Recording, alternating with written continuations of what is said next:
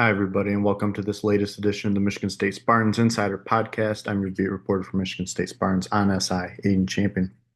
We're starting to head into kind of the down period of, football, basketball, that part of the year. Obviously, you know, the transfer portal window for the spring just opened for football on Wednesday, and that we're expecting that to ramp up a little bit as far as things go on Michigan State's end, although I don't see a whole lot of activity happening um, because really they did a lot of their work during the winter, and for the most part, it seems like the staff is pretty content with what they've got right now.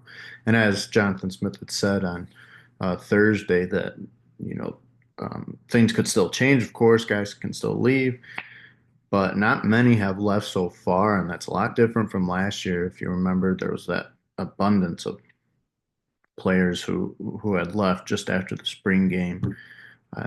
Fans were kind of in a panic mode, and um, I don't know, maybe hindsight being 2020, and um, given everything that happened, maybe there was a right to be, but um, nonetheless, I do think there are some needs, and Smith spoke of some. Specifically, he listed the edge rush position, rush end, as they refer to it, and then um, maybe the secondary as well. What I'm kind of looking at personally still is running back. There was a little while there during the winter where nothing was happening, didn't really have an option there. And then it seemed like they got their guy with Elijah Tolliver from Sacramento State. But, and we've heard good things about him in practice. Um, and, it sounds like if they weren't to do anything, he might be a solid option. They might be able to live with it. But, Smith, he likes to run with multiple backs. And I just don't know. I'm not confident in the experience in the room. Um, I shouldn't say not confident, but just not, a product you'd want to necessarily rely too heavily on if you're going to be going with two, three backs. When you've got Mackay Frazier and Brandon Tullis, who hardly played last year, a very young room. It does help that they've been in this system and they've gotten reps this spring. But still, I mean, when your only guy, Todd Tolliver, um, your only guy who's the most experienced, is still new to the program, and I think you need a little more experience depth in that department. He was great at Sacramento State, but um, honorable mention guy. But um, you know, I don't know how heavily you can rely on that just to be your sole back. Like I said, Smith wants to do multiple. I don't know if the guys behind him are necessarily ready for that. So that's still a room I think you need to add to. But for the most part, I think they're okay.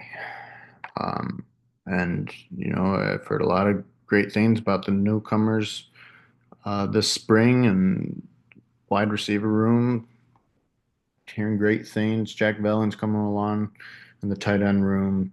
Expect him to take a leap this year.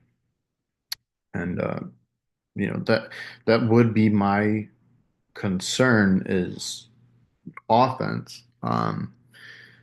Up front, you're fine. Wide receiver, you're fine. It really is the running back room. And then I think you're pretty, aside from, maybe some more edge rushers, like Smith said, um, for depth, and then, um, adding to your secondary. But they did bring some guys in from the portal who, like Joshua Eaton, who, I think is going to be great. Um, I think you're pretty solid on defense, and Joe Rossi showed just how good his unit can be. It just needs to be consistent, and they got to get to the quarterback next year. But they're working on that, and I got faith in the adjustments they're making. Quickly shifting to basketball real quick. Garrett Norman, of course, transferred to Santa Clara. I know there's some questions about that because Izzo had said, he wanted to be closer to home. For home, that's Texas. And you know, hearing that initially, that does kind of raise questions, and I think it just ultimately comes down to yeah, I'm sure a change of scenery was a big factor. But he wants a bigger role, and I thought he was probably going to get one this year.